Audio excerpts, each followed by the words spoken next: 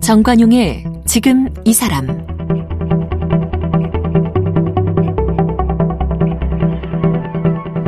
여러분 안녕하십니까? 정관용입니다. 온 국민의 신경이 코로나로 향해 있다 보니까 시간 가는 것도 계절 바뀌는 것도 무뎌지는 것 같은데요. 9월 6일이면 21대 국회의원 임기 시작된 지 어느새 100일입니다. 자, 21대 국회의원 취임 100일을 맞이하면서 오늘은 현재 최연소 의원, 또 유일한 20대 여성 의원, 또 이모 저모 여러 건으로 화제의 주인공이 되었던, 또 되고 있는 정의당의 류호정 의원을 함께 만나겠습니다. 류호정 의원, 어서 오세요. 네, 안녕하세요. 정의당 비례대표 국회의원 류호정입니다. 좀 이제 몸에 익어요? 국회의원? 조금 익숙해졌죠, 이제는. 네. 그래요? 해보니까 좋아요? 나빠요? 좋은 게 많아요? 나쁜 게 많아요? 좋은 게 더 많은 것 같아요, 저는. 어떤 게 좋습니까? 뭔가 세상을 이렇게 좀 더 나은 방향으로 바꾸기 위해서 일을 하고 싶었는데 앞장서서 할 수 있는 직업을 갖게 된 것이 저는 만족스럽습니다. 국회의원이 할 수 있는 일이 굉장히 많아요? 그렇죠. 입법 활동뿐만 아니라 어떤 일들을 공론화할 수도 있는 거고요. 작은 일들이 이제 상당히 많이 있죠. 그렇죠. 네. 본인이 국회의원이 되리라고는 몇 년 전만 해도 상상을 못했죠? 몇 년 전만 해도 전혀 상상하지 못했었습니다. 그 당시에는 게임업계에서 일을 하던 노동자였기 때문에요. 그렇죠. 네. 언제쯤부터 내가 정치를 해야 되겠다 이런 생각을 하게 된 거예요? 저 같은 경우는 게임업계에서 일을 하다가 그때 회사 내에서 좀 부조리한 일들을 목격을 했거든요. 사실 장시간 노동도 업계의 큰 문제고, 뭐 고용 불안이라든지, 뭐 갑질을 겪은 경우도 있었고요. 예. 이 문제를 해결하기 위해서 사실 처음에는 노동조합을 만들려고 했었거든요. 예. 실제로 나중에 노동조합이 설립되었고, 저는 민주노총으로 이직을 또 했었는데요. 그 과정에서 제가 잘려서 회사에서. 노동조합 만들면서 해고? 네. 권고사직이었는데요. 정확하게는 그 과정이 조금 부당하긴 했습니다. 당시에 이제 휴대폰을 빼앗은 상황에서 이제 녹음을 하니까 하지 말라고 휴대폰을 빼앗은 상황에서 조금은 강압적으로 이루어졌었고요. 노조가 만들어지기 직전이었는데 그렇게 되어서 많이 죄책감도 들고 그랬었죠. 그 부당함에 대해서 내가 더 많이 저항했어야 되는데 그러지 못한 내가 좀 한심하게 느껴지기도 했었거든요.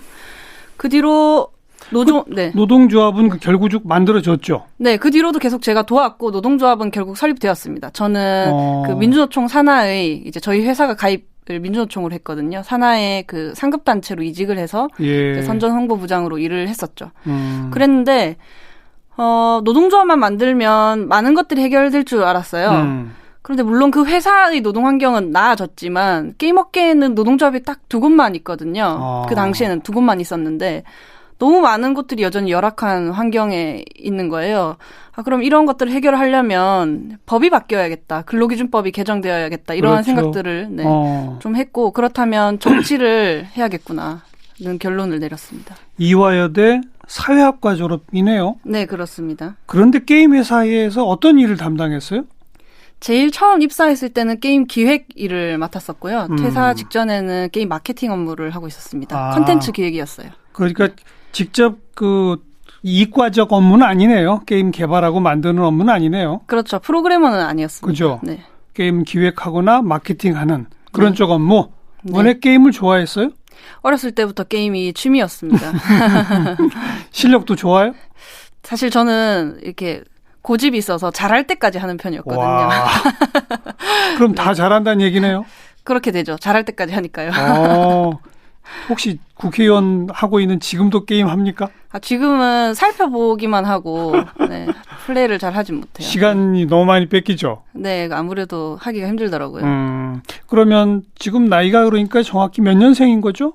92년생입니다. 92년생. 네. 한국 나이로 29살. 그러면 그 게임 회사 재직 경력은 모두 몇 년쯤? 제가 2014년부터 8년 중순까지, 그러니까 4년 반 정도 게임업계에서 일을 하고 있었고, 그 후에 이제 민주노총에서 1년 반 정도. 1년 반. 네.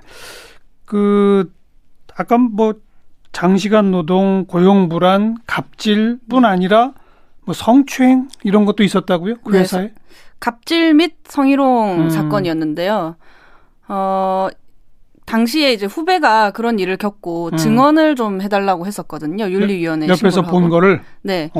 그랬을 때 사실 저도 그 후배가 입사하기 전에 그런 일들을 겪은 적이 있어요. 근데 저는 그 당시에 정규직으로 전환된 지도 얼마 안 됐고 이런 것도 사회생활인가? 이런 것도 참아야 되나? 그런 생각을 좀 했었거든요. 그랬더니 후배가 또 그 일을 겪은 거죠. 똑같이? 네. 그랬을 때. 같은 가해자예요? 네, 가해자가 같아요. 그랬을 때 내가 그때 만약에 문제 제기를 했더라면 그렇죠. 겪지 않아도 됐을 텐데 내 침묵이 후배에게 또 고통을 이렇게 전가했구나 하는 그렇죠. 생각이 들었고 그래서 제가 증언까지 좀 열심히 하게 되었습니다. 그러니까 고발을 한 것이고 회사 내에서 네. 그리고 위원회에 가서 증언도 했어요. 네. 근데 그랬는데 결론적으로 물론 가해자가 좀 솜방망이 처벌을 받았고요. 또 피해자와 가해자의 공간 분리가 제대로 되지 않았고 그것도 안 됐고 끝내는 피해자가 퇴사를 했어요. 그 스트레스를 못 이겨서 퇴사를 하는 것을 보면서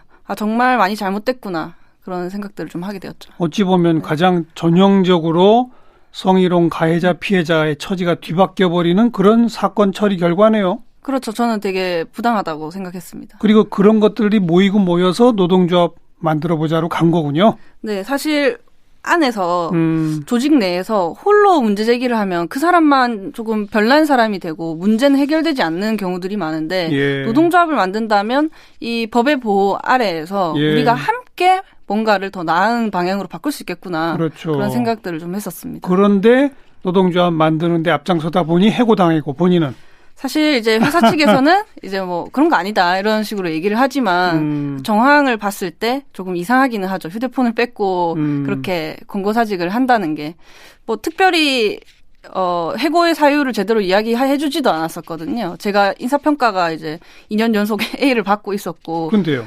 그러니까 정황상 갑자기 나가야 할 이유가 없음에도 불구하고 앉혀놓고 이제 나가라고 하니 참 이상할 따름이죠. 뭐 네. 법적 대응 같은 건 안 했어요?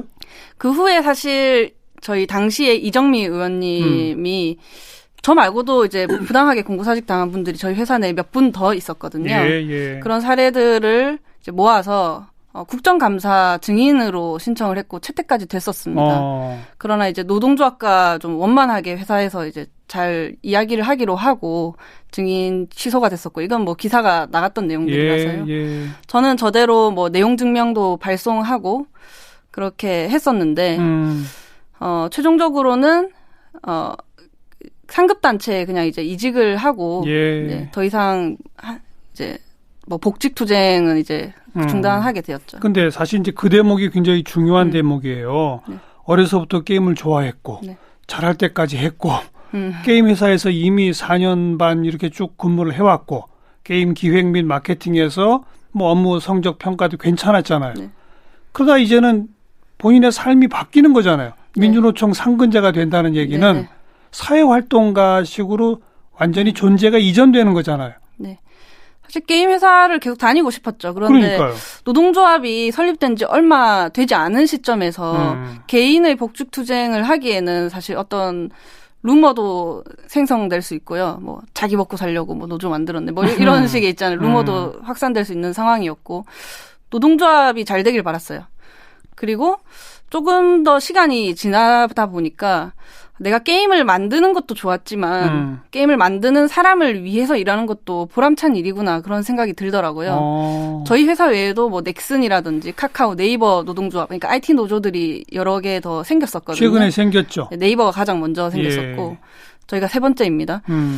그래서 이 일도 굉장히 보람찬 일이구나 생각을 하게 되면서 네, 노동조합 상근자로 일을 하게 되었습니다. 그러다가 정의당 입당을 하고 정의당 입당은 더 빨라요. 더 이전이고. 네. 17년도 말에 입당을 했고요. 예. 그 노동조합 설립은 18년도 하반기 9월, 네, 9월입니다. 예. 사실 입당을 해서 제가 신입 당원 오리엔테이션에 갔을 때 파리바게뜨 노조가 생기는 과정을 들었거든요. 그때 굉장히 평범한 사람, 내 주변의 사람이 노동조합을 만드는구나 생각을 했었고 몇 달 뒤에 그 파리바게뜨 지회의 영향을 받고 네이버 노조가 생겼어요. 예. 그런데 네이버 노조는 어떻게 보면 게임 업계랑 또 가깝잖아요. 그렇죠. IT 업계라서. 정말 내 곁의 사람들이 만드는 게 노동조합이구나 하는 생각이 들더라고요. 우리도 할 수 있겠구나. 네, 그때 저도 노동조합을 만들어야겠다라는 생각을 하게 됐죠. 어찌 보면 정의당에서 배운 것부터 시작이 그러군요. 그렇죠, 그렇죠. 그리고 이제 비례대표 경선에 나갔고 네. 1등 했죠. 네, 실제 등수는 1등이 아니라 중간 정도 있습니다만 당시에 정의당은 청년 할당을 했기 때문에 제가 청년 중에서 1등을 해서 1번이 되었습니다. 네. 그 정도의 반응으로 어쨌든 청년 할당이든 뭐든 간에 내가 당선권에 들어갈 거라고 애초에 생각을 했어요? 출마를 했기 때문에 그렇게 되겠다라고 생각을 하고 출마를 하는 거죠. 딱 상황을 보니까 그렇던가요? 그 당시 청년 세대에서 막 경쟁이 치열하거나 그러지 않았었어요? 청년 내부에서도 경쟁이 물론 치열했죠. 그렇죠. 그래서 저도 최선을 다해서 경선에 임했었고요. 네. 그 좋은 평가와 반응을 보고서 어땠어요, 느낌이? 당시에는 정말 열심히 해야겠다. 지금도 마찬가지예요. 뭔가 성과를 내서 정의당이 이제 사회적 약자와 이제 서민들 위한 당이라는 것을 나 또한 증명해내겠다. 그런 물론이죠. 생각들을 가지고 있습니다. 이제 뭐 공천 1번으로 확정되는 순간 사실 그때부터 이미 당선된 거나 다름없었던 거 아닌가요?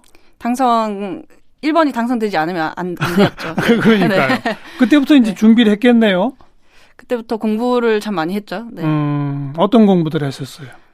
우선 총선 기간에는 당론 공부를 가장 많이 합니다. 왜냐하면 제가 노동에 관한 공약들을 많이 냈고 그래서 그 부분들을 잘 알고 있지만 정의당이 노동만을 또 다루고 있지는 않잖아요. 아니죠. 그렇죠. 여성도 있고 뭐 생태, 동물, 뭐 여러 가지 이주, 장애 이런 다양한 분야들을 다루고 있기 때문에 남북 관계도 있고 네, 그렇죠. 뭐 그런 부분들을 많이 공부를 했었죠.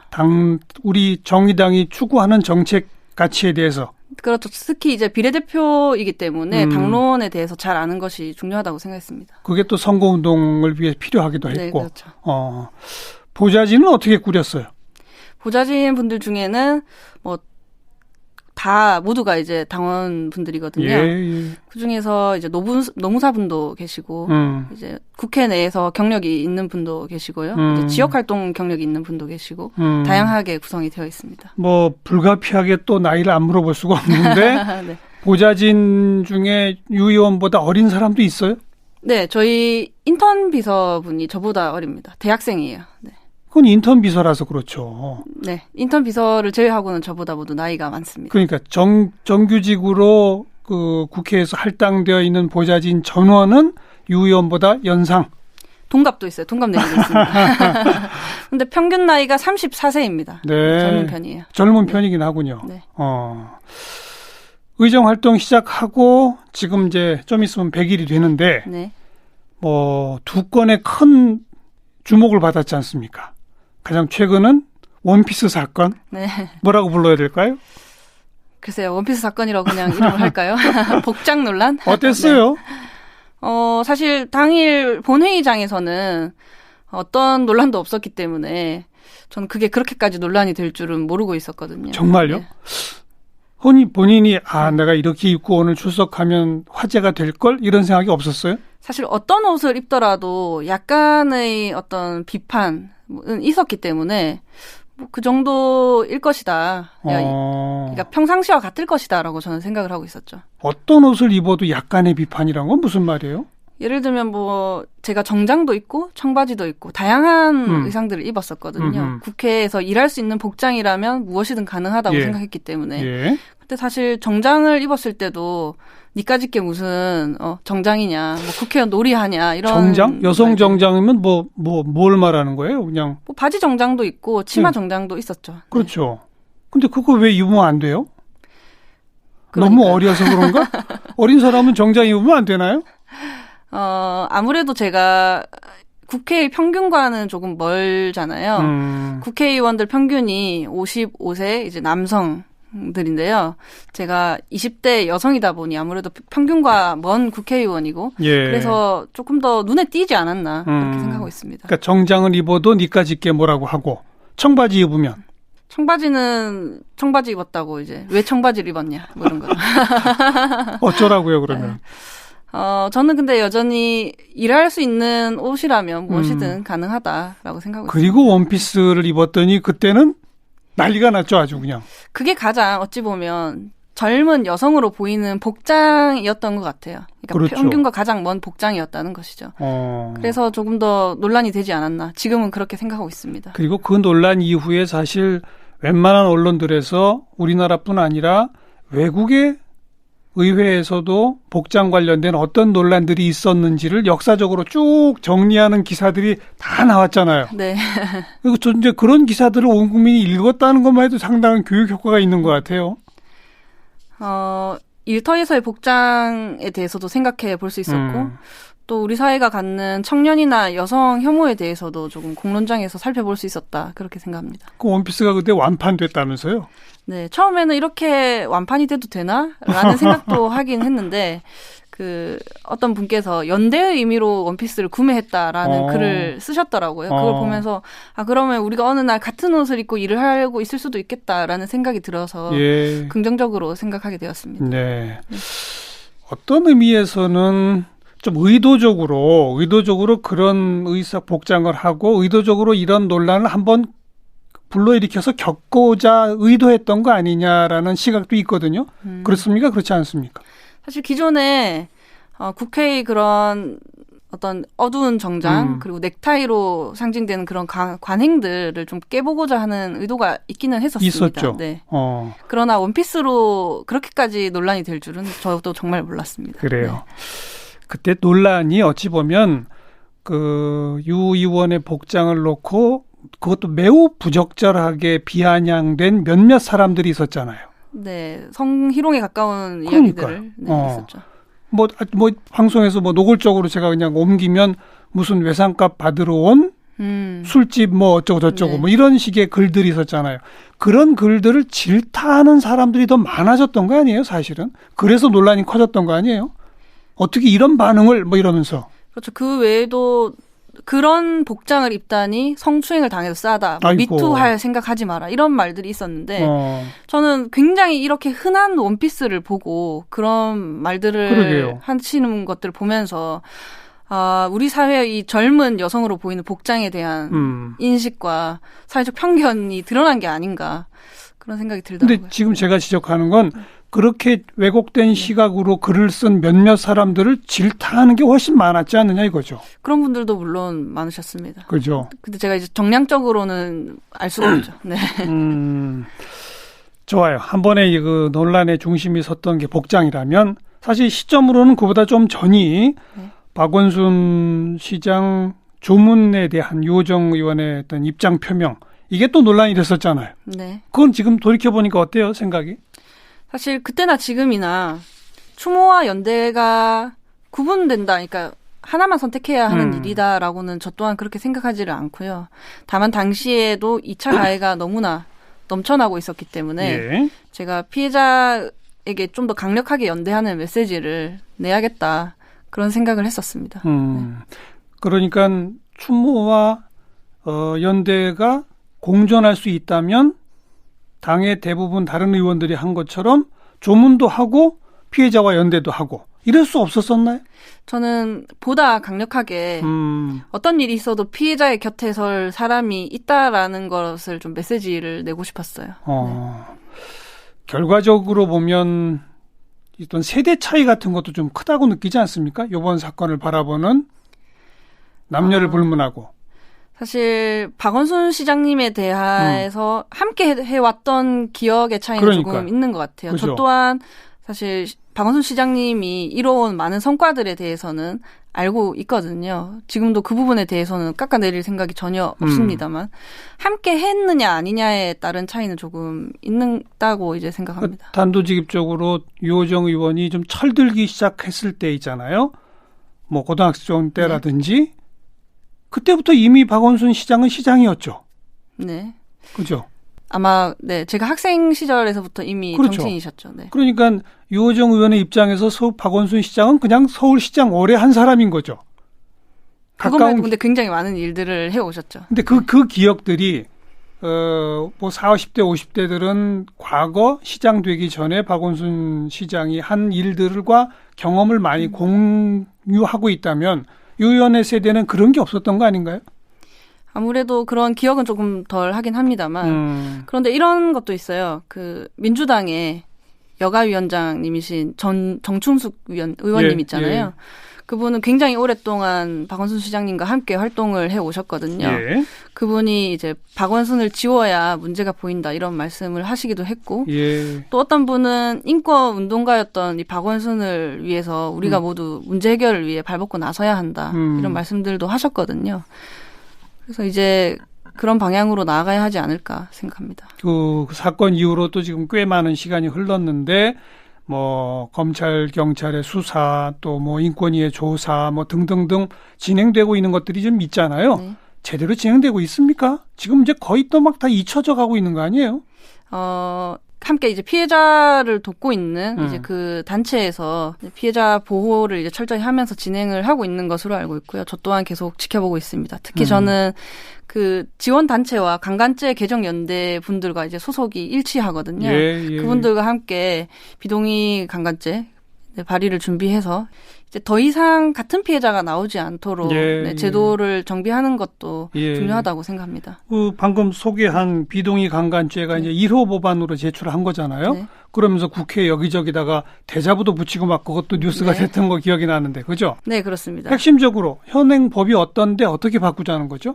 우선 이제 제가 낸 개정안은 형법 제32장을 조금 전면적으로 재정비하는 것입니다. 국민의 인식 변화 그리고 국제적 흐름에 맞추어서요. 우선 장애 제목을 이제 강간과 추행의 죄에서 성적 침해의 죄로 변경을 합니다. 그리고 기존에는 강간죄 구성 요건이 폭행과 협박에 의했을 때만 인정이 되었는데 그 폭행과 협박이라는 것도 현저히 저항이 불가능한 정도일 때만 인정을 했거든요. 그래서 많은 피해자들이 보호받지 못하고 있었습니다. 한국 성폭력 상담소의 어떤 통계를 보면 1000여 명을 이렇게 상담을 했을 때 70% 이상이 폭행과 협박을 동반하지 않은 그런 피해 사례였거든요. 굉장히 많은 사람들이 보호받지 못하고 있었던 거죠. 그래서 이 부분을 조금 바꾸어서 상대방의 동의 없이 이루어진 성교. 첫 번째 동의 없이. 네, 동의 없이. 그리고 폭행과 협박이 있었던 경우. 그리고 업무상 위력에 의한 간음이 있거든요. 그런데 업무상이라는 전제 조건이 있잖아요. 그러면 근로계약서를 쓰지 않는 뭐 문화체육계라든지 아니면 종교인과 신자 사이라든지 맞아요. 업무상이 아닌 많은 경우들이 있는데 위기의 위력이 작동을 하잖아요. 이런 경우에 또 피해자가 보호받지 못하기 때문에 업무상을 빼고 이제 위기의 위력에 의한 성교 그리고 이제 심신상실의 경우 이렇게 유형화를 해서 개정을 좀 하게 되었습니다. 좀 더 구체화한 거네요. 네, 좀 더 구체화를 하게 된 것이죠. 그리고 거기에 동의 없이가 전제가 됐고. 네, 그렇습니다. 그 70%에 달하는 부분들을 포괄할 수 있을 것으로 생각하고 있습니다. 네. 외국에는 이런 식으로 이미 법 개정한 데들이 많이 있습니까? 그렇죠. 사실 유엔에서도 동의 없이로 이제 개정을 해야 한다고 정부에 공고한 바가 있고요. 뭐 독일, 캐나다, 영국 다양한 나라들에서 동의를 기준으로 한 입법을 시행하고 있습니다. 근데 뭐 문제 제기하시는 측에서는 아니 그 동의라고 하는 것을 그러면 무슨 뭐 각서라도 써야 되는 거냐, 동의한다는 녹음을 해놔야 되는 거냐, 불필요한 분쟁을 오히려 더 많이 야기시킬 수 있다. 이런 반대로는 어떻게 생각하세요? 사실 이 동의 없이라는 문구가 일상적 용어와 이제 법률적 용어일 때 조금 다를 수 있잖아요. 또 추상적인 거 아니냐라는 비판도 있고요. 그랬을 때 우선 동의 없이, 그러니까 추상적이라는 말에 대해서 먼저 대답을 할게요. 승낙이나 양해와 같이 이미 조금 추상적인 법률적 용어들이 존재합니다. 그렇죠. 근데 다만 이런 경우에는 상대방이 외적으로 인지할 수 있을 정도여야 그것이 인정받을 수 있거든요. 그래서 상대방의 어떤 피해자의 내심의 의사만으로 처벌이 될 것이다 하는 것은 조금 오해라고 말씀을 드리고 싶고요. 그리고 사실 이미 법원에서는 동의 여부를 기준으로 어느 정도 판단을 하고 있거든요. 하고 있죠. 그럼 또 어떤 분들은 이미 하고 있는데 왜 이제 입법화를 하려고 하느냐 이런 비판도 있을 수 있잖아요. 예. 그러나 사실 그것은 재판부의 성향에 따른 것이기 때문에 일률적이지 않은 것이죠. 재판부의 성향에 따라 무죄가 될 수도 유죄가 될 수도 있다라는 것은 오히려 이제 공정하지 않은 것이라고 보고 오히려 추세라고 한다면 제도화를 해서 더 우리가 균일한 조문화하는 게 필요하다. 네, 제도화하는 것이 좀 필요하다라고 생각합니다. 네, 지금 그 법 발의할 때 몇 명의 동의를 받으셨죠? 저를 포함해서 13명이 발의를 했습니다. 그 정당들 주요 정당들의 반응이 어때요?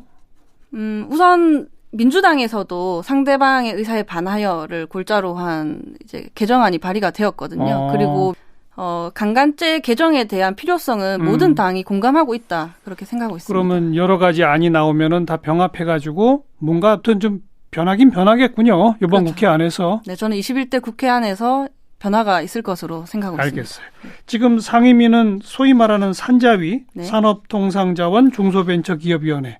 그죠? 네. 앞으로 남은 임기 동안에 내가 이것만큼은 반드시 해내겠다. 지금 이제 첫 번째 법안인 비동의 강간죄 외에도 어떤 것들이 있습니까? 네, 지금 당장은 강간죄 개정안 통과를 목표로 하고 있고요. 그렇죠. 그 외에도 제가 1호 공약으로 포괄임금제 폐지 제도화를 내걸었었거든요. 포괄임금제 폐지. 네, 이게 장시간 노동의 원인이 되는 임금 제도인데요. 특히 IT 업계 같은 사무직군에서 조금 많이 문제가 되고 있는 제도입니다. 예. 그래서 이것을 네, 좀 개선하는 안을 내려고 준비를 하고 있고요. 그리고 채용 비리라든지 어떤 공고사직, 부당해고 방지법, 그리고 체불임금 관련한 법안을 또 준비를 하고 있고요. 상임위 관련해서는 저희 당에서 그린 뉴딜 특별법을 추진을 하고 있기 때문에 관련해서 저도 함께 할 일들이 많이 있을 것 같습니다. 예. 네. 주로 지금 지적한 걸 보면 여성, 노동, 환경 이런 주제들이네요. 그렇죠. 정의당의 비례대표 의원들은 보통 임기 마치면 지역구에 또 도전하게 되잖아요. 지금까지 대부분 그러지 않았습니까? 유호정 의원은 지역구 어디로 정했어요? 아직 확정이 되지는 않았지만 정의당의 경우에 지역구 돌파가 언제나 염원이었기 때문에 그렇죠. 저 또한 그렇게 하리라고 생각하고 있습니다. 물색하고 있군요, 지역을. 네, 그렇습니다. 알겠어요.